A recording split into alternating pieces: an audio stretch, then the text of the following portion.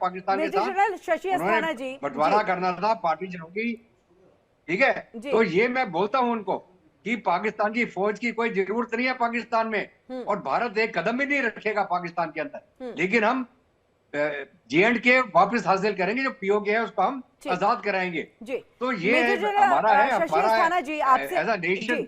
जी, आती हूं सर आपके पास। मेजर जनरल अस्थाना जी, आपसे हम समझना चाहेंगे जो बात यहाँ पर वीके दत्ता जी भी कह रहे हैं कि देखिए किस तरह से आपने पहले गड्ढा किसी और के लिए खोदा, यानी कि अफगानिस्तान में शासन करने के लिए तालिबान का आपने सपोर्ट किया कि भारत पर उस पर कहीं ना कहीं एक विजय आप प्राप्त कर सके। कश्मीर का जो हिस्सा लगातार आप कह रहे हैं कि वो आपका है, उस पर आप कब्जा कर सके। ये सब हथियाने के मंसूबे से आपने तालिबान का एक साथ दिया कि अफगानिस्तान के जरिए जो है हम कश्मीर तक भी पहुंच जाएंगे। लेकिन देखिए जो गड्ढा आप खोदते हैं उसमें आप खुद भी गिर गए हैं कि अब वहीं पर अफगानिस्तान तालिबान, यानी कि मैं यहां पर दोनों की बात कहूंगी क्योंकि देखिए अफगानिस्तान के लड़ाके भी हैं जो गुरिल्ला लड़के हैं, अलग हैं, उनकी अलग टैक्टिक्स है जिस तरीके से वो लड़ाई करेंगे। और तालिबानों की बात तो अगर मैं कर लूं तो वहां के जो लड़ाके हैं वो कभी भी किसी से पीछे नहीं है, यानी कि उनके हौसले बहुत ज्यादा बुलंद है। ऐसे में पाकिस्तान के लिए क्या क्या मुश्किलें आ सकती हैं? क्योंकि देखिए वीके दत्ता जी ने सीधे तौर पर कहा कि उनका एयर वाला जो मिसाइल है वो भी उतना काम करने वाला नहीं है। आप सहमत हैं इन चीजों से? हाँ, बिल्कुल सहमत हूँ, क्योंकि अगर आप जहां तक एयर पावर की बात करें, हम्म जाहिर है कि पाकिस्तान की एयर पावर बहुत ज्यादा है, लेकिन एयर पावर तो अमेरिका की भी बहुत ज्यादा थी। हम्म और अमेरिका 20 साल तक लड़ता रहा और उनके ऊपर बमबारी करता रहा, और उन्होंने एक बम गिराया था जिसको बोलते हैं मदर ऑफ ऑल बॉम्ब्स। हम्म लेकिन फिर भी अफगानिस्तान के लोग जो हैं वो हारे तो नहीं।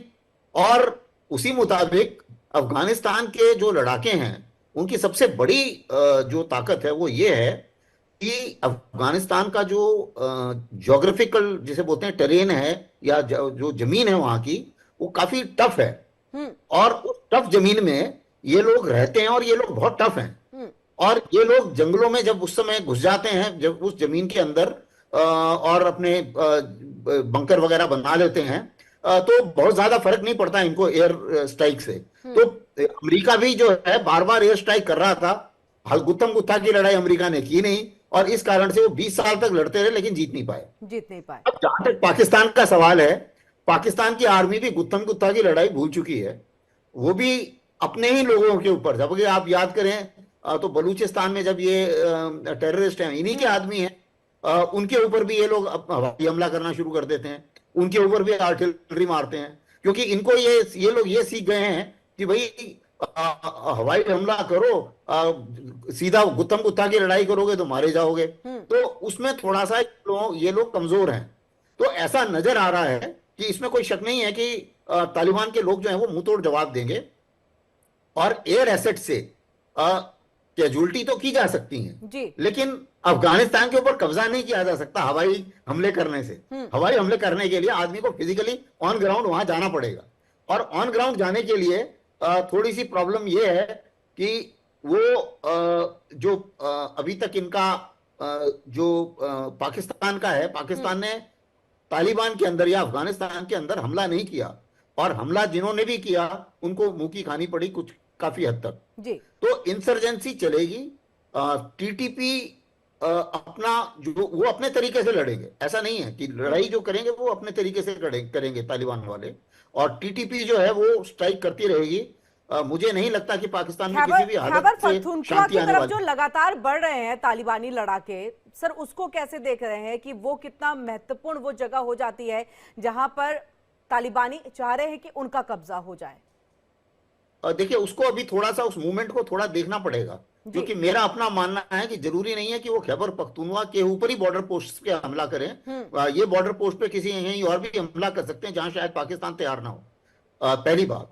और दूसरी चीज, जाहिर है कि कुछ इन्फिल्ट्रेशन और ज्यादा होगा खैबर खैबर पख्तूनख्वा में, और खैबर पख्तूनख्वा को बेस बना के ये और ज्यादा अलग अलग जगहों पर टेररिस्ट अटैक करेंगे।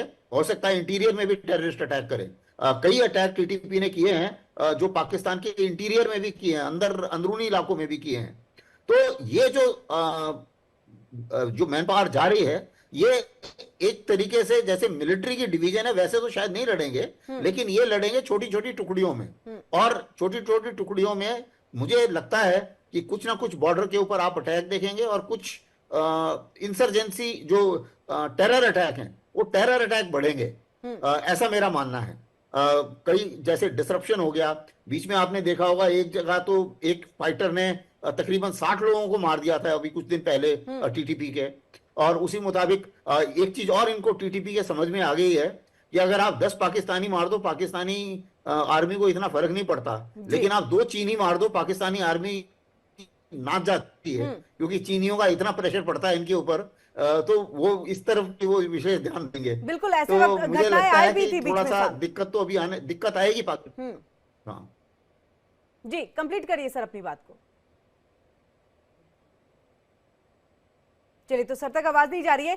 हाँ मेजर जनरल वीके दत्ता जी, आपके पास हम आ रहे हैं और आपसे, क्योंकि देखिए हम लगातार जो है स्क्रीन पर दिखा भी रहे हैं कि पाकिस्तान के पास कितने लड़ाके हैं, उनकी आर्मी किस तरह की है और कितनी सैन्य उनकी ताकत है। वहीं अफगानिस्तान की सैन्य ताकत को भी हम लगातार दिखा रहे हैं, जिसमें पाकिस्तान काफी हद तक ज्यादा नजर आ रहा है। लेकिन उसके बाद भी आप लोग भी जैसे बता रहे हैं कि देखिए, तालिबान और अफगानिस्तान के सामने जो है पाकिस्तान कहीं भी टिकने वाला नहीं। अगर अमेरिका 20 साल तक लड़ाई लड़ सकता है और उसके बाद मतलब वहां पर वो अमेरिका नहीं टिक सकता है, तो बाकी देशों की बिसाती क्या है।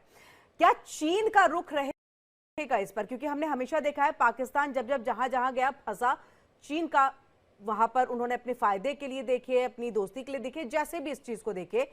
क्या इसका असर दिखेगा कि चीन सरकार जो है इसको लेकर के थोड़ा अपना इंटरप्शन जो है उसमें करेगी? देखिए, ऐसा है कि पाकिस्तान अगर इसी लाइन पे चलता रहा जो अभी तक चल रहे थे, ये पाकिस्तान की फौज और पाकिस्तान की कठपुतली सरकार जो कि पाकिस्तान के इशारों पे काम कर रही है, तो ये इनका बहुत बड़ा असर होने वाला है। क्योंकि बलूच लिबरेशन आर्मी एक तरफ से लगी हुई है, इधर से टीटीपी वाले लगे हुए थे, उधर वो सिंध लिबरेशन का मूवमेंट अलग चल रहा है। तो अगर आप लेके चले तो मोटा मोटा पाकिस्तान बाल्कनाइजेड होने के कगार पे पहुंच चुका है, जहाँ पे बलूचिस्तान अलग होगा, सिंध अलग हो जाएगा और जो खैबर पख्तूनवा का इलाका ये अलग हो जाएगा, और बचेगा क्या इनके पास? पंजाब।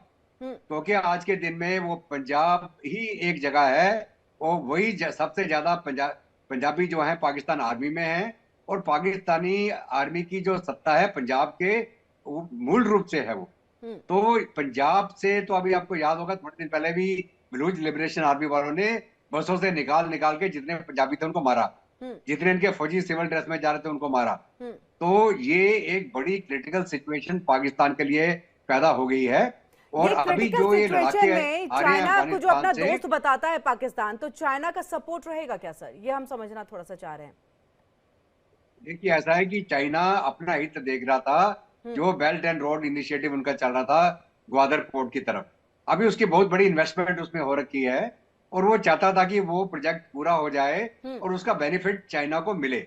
और इसके कारण चाइना जो है अपने उसने सिक्योरिटी फोर्सेस भी भेजी है वहां, ये कॉरिडोर का प्रोटेक्शन के लिए, और पाकिस्तान के ऊपर भी प्रेशर डाला कि आप ये क्यों नहीं इनको कंट्रोल कर पा रहे हैं। तो लेकिन अभी चाइना जो है अगर डायरेक्टली इन्वॉल्व होगा अफगानिस्तान के साथ जंग के अंदर, तो चाइना को और नुकसान हो जाएगा।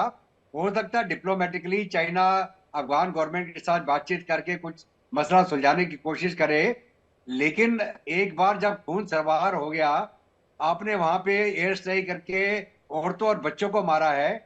यूनाइटेड नेशन की भी रिपोर्ट है ये कि 20 से ज्यादा तो बच्चे मरे हैं। आप अगर एयर स्ट्राइक कर रहे हैं तो उसका जिम्मेवार कौन है? वो जो इतने सिविलियन मारे गए उसका जिम्मेवारी कौन लेगा? पाकिस्तान आर्मी लेगी, पाकिस्तानी एयरफोर्स लेगी, कि पाकिस्तान का प्रधानमंत्री लेगा, कि पाकिस्तान का आर्मी चीफ लेगा? तो इसके ऊपर सवाल पूछे जाएंगे, और ये मसला इतनी जल्दी हल होने वाला नहीं है। और अगर अफगान की फौज अंदर घुस गई, और वो जैसे मैं बोला कि फ्लूइड वॉरफेयर, वो एक बाउंड्री के ऊपर नहीं काम करेंगे, वो पाकिस्तान आर्मी के पीछे चले जाएंगे और इनको पीछे से अटैक करेंगे, इन पे अम्बुश करेंगे, इनकी कॉन्वॉय पे अटैक करेंगे, इनके बिल्डअप आबादी के इलाकों में घुस जाएंगे। पाकिस्तान को क्या लोहे के चने चबाने पड़ जाएंगे, मैं आपको गारंटी देके बोल रहा हूँ। ये पाकिस्तान ने कभी आज तक इस प्रकार की जंग लड़ी नहीं है, जिसके अंदर की एक इरेगुलर गुरिल्ला फोर्स, जो फाइटर्स हैं, जो पहाड़ी इलाके में जिंदगी बीत की उनकी लड़ते हुए, अगर वो उनके पीछे वाले इलाके में आ गए, तो उनके लिए तो बाउंड्री का कोई मायना नहीं है, ड्यूरेंट लाइन का कोई मतलब नहीं है उनके लिए। चाहे पेशावर हो, चाहे कोटा हो, चाहे खैबर पख्तूनवा हो, चाहे उसके बाद बलूचिस्तान हो, सारा इलाका ही अफगानिस्तान है। जी वो एक मोबाइल तरीके से कार्रवाई करेंगे बहुत और जल्दी से पाकिस्तान मेजर के जनरल आर्मी विकी को दत्ता समझ जी नहीं ये आएगा भी कि हम समझना चाहेंगे आपसे हम बहुत आगे जल्दी को से इस देखें कि बात को पीछे को कि देखें। देखिए पाकिस्तान के लिए तो मुश्किलें खड़ी हो रही हैं।